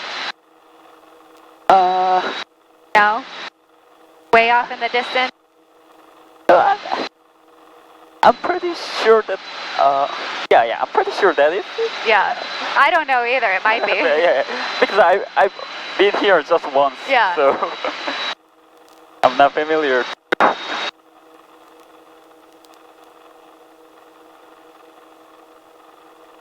Area traffic, this is Chipmunk, November 77074 at 5,000 to 7,000 the block, north side LCAP maneuvering. Hello Chipmunk, can't miss.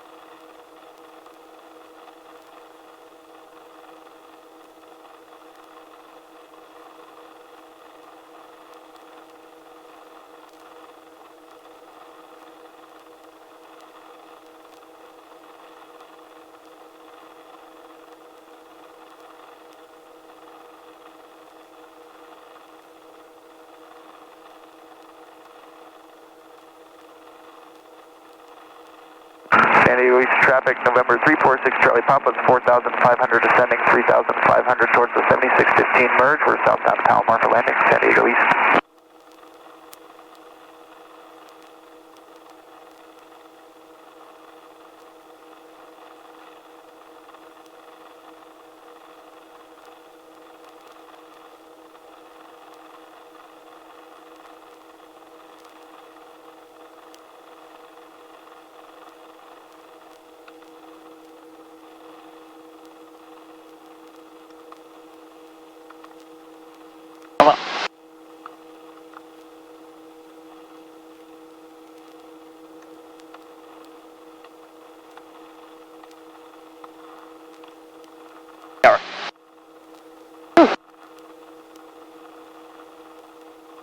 I changed it into Lambda 80s. Yep. And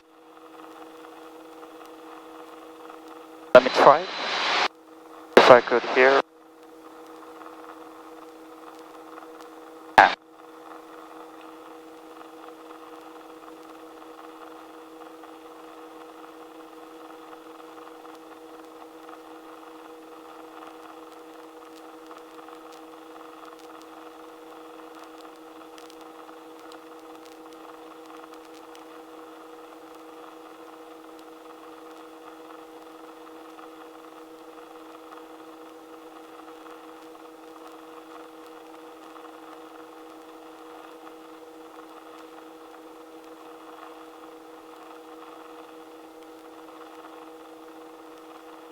Oh, I told my friends I will fly with Nancy, and he told me that. Southeast flight of that Cessna will come over Valley, 3,500 feet followed on the pole, San Diego Southeast. Since you're working at NASA, he told me please ask her, is there really an alien out there? Well, if I told him, I'd have to kill him.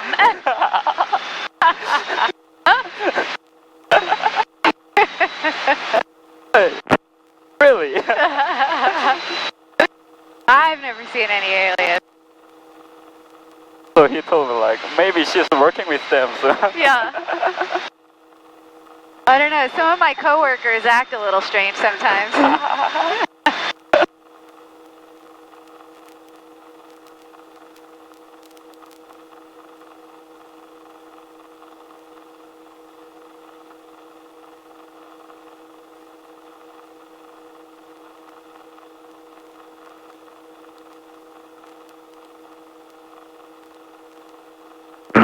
San Diego Northeast traffic, 346 Charlie Papa, 3,000 descending, 2,500 over the Bonneville Racetrack, southbound to Palomar for landing, San Diego Northeast. So, alright. San Diego Northeast, 705 November 3,500, over Rainbow Pass, over for Palomar. And everybody's going to Palomar.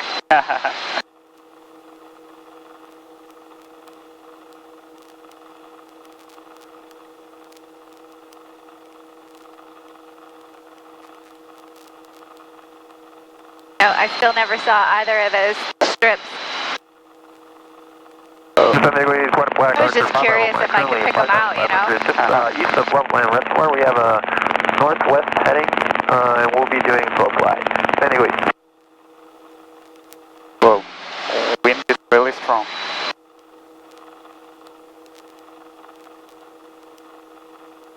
Don't have, it's 71, 66, yeah, we're right about on speed with our ground speed, so. Oh, alright. But there might be some, you know, other things causing turbulence for sure.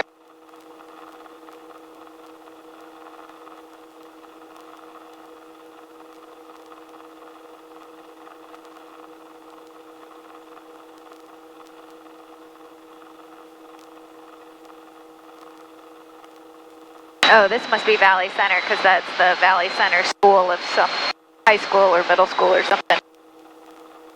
So if you ever hear people saying they're over Valley Center, I think it's around this general area. Valley.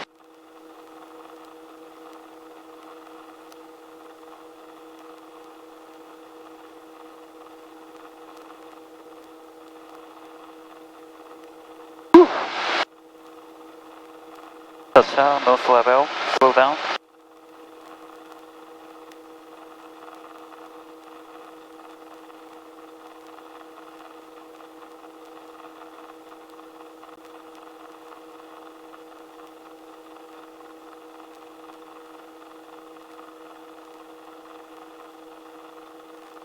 traffic, Skytrace 1, Great Lakes biplane, 3,000 feet just south of Island Tower, 2 F-15s in sight.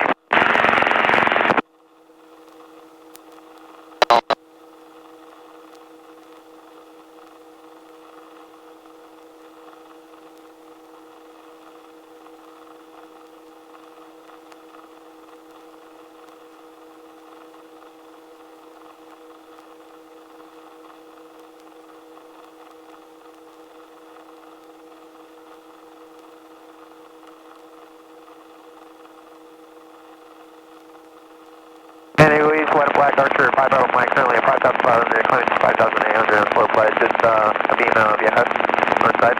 Anyways, County Skyhawk, 2,800, doing maneuvers around the water tank just south of Alpine, time to go east.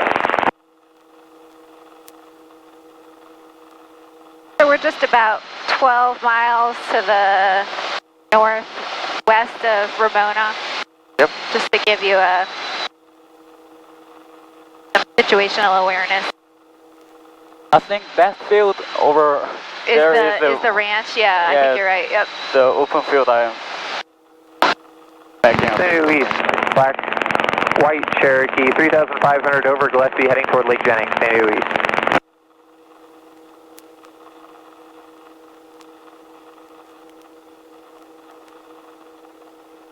Fuels are good.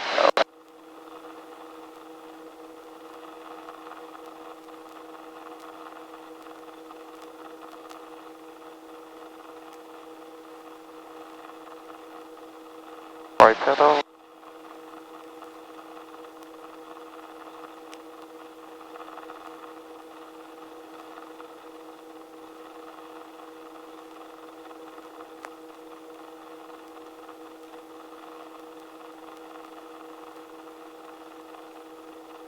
I'm gonna try. Contact service. Contact, you have Zulu. Going to Traversation Zulu, time 1953, Zulu observation. Wind to 320 at 12, visibility 10. Sky clear, temperature 24, dew point 12, altimeter 299. Visual approaching news, preliminary party runway 27. Base pressure, ready and direct activity. Hazardous weather information from the San Diego area available from flight service. Advise you have Zulu. Zulu. Runway 27. Runway 27 Juliet, right? Zulu. Zulu? Yeah. Yeah. So, what's your plan as far as where you want to do a touch and go? Well, as you wish. What's that? I mean, at Lamana. I want to just go touch and go and. But where? Which part of the? Are you going to go to the runway? You mean the taxi Alpha or runway or something? Yeah. Maybe if we use north arrival, we could go taxi Alpha or the runway. So. Taxiway Alpha, I think, Yeah. would be easiest for them. Yeah, right. Good.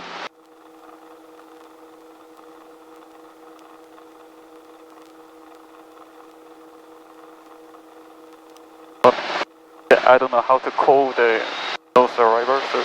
You could say we're now 10 miles. You could say 10 miles to the northwest. North. We're mostly north, I'd say. North. Just say 10 miles to the north. Yeah. Requesting a touch and go at Taxiway Alpha and a departure to the northwest All right. with Zulu.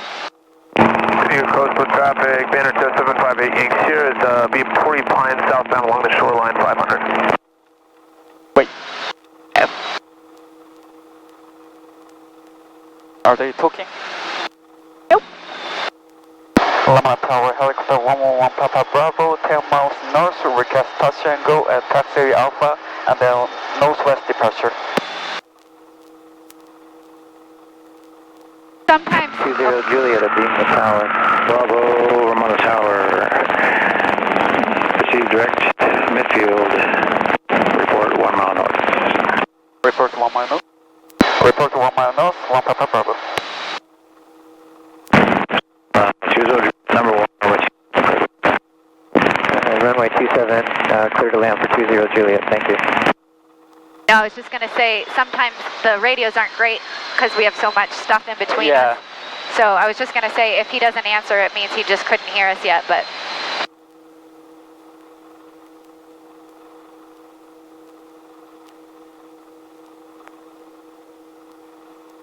Slow down, nose level. Yep, you were right. This was the ranch. Oh, yeah, ranch. I'm gonna write down ranch next time. Yeah. Not the open field. I mean, we actually used to use it when I started flying in 2013. We used it for training because we would like follow the roads, you know, like high, but like where we could practice coordinated flying and stuff. But the owner didn't like it, so we had to stop doing that. At that dirt road, yeah, I see.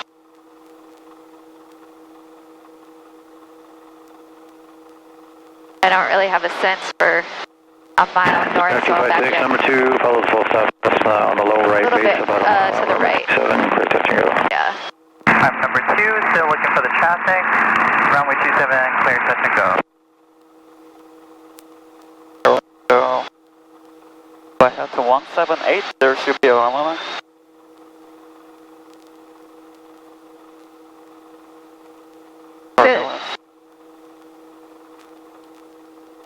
The other thing we could do is use like the hillsides that we're used to coming in from to help us orient where we're at. Yeah, right. Traffic inside 256. Sky 256, thank you. All right, we're about probably Thank you. 6 miles north at this point. All right.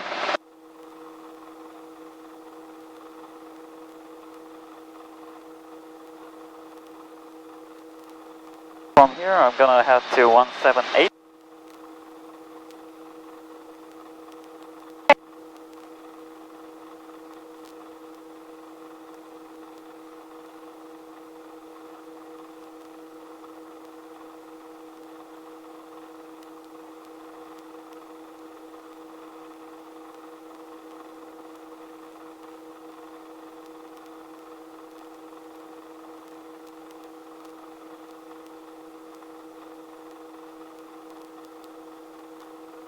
Do you see the airport? Yeah, I Okay. see it.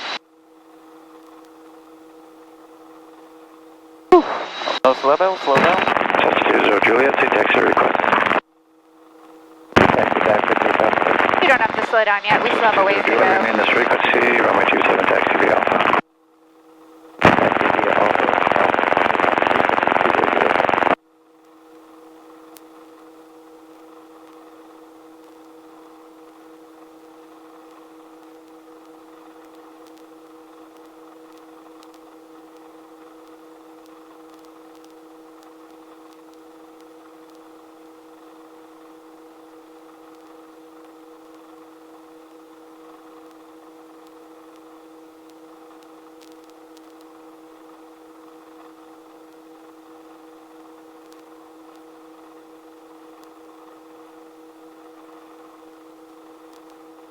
So let's see, should we Touch 20 Juliet, have a flight following request. downwind or just direct? Flight following request. Well, the way we're coming in, we'll end up having to enter the downwind, and then we'll do a base to the taxiway. All right. Unless he tells us to do something else, that seems to be probably what will make the most sense. We might be able to just enter base. We'll see as we get closer what makes the most sense. All right. So just for reference, it looks like the edge of this drop off here is the edge of the Ramona airspace. Delta So if you ever found yourself out here and you couldn't get a hold of them because we've got stuff in between us and them with the radios, you just wouldn't want to go past this this ridge line here before getting a hold of them. All right. This line. Yeah. Okay. Ramona Tower request full stop 256.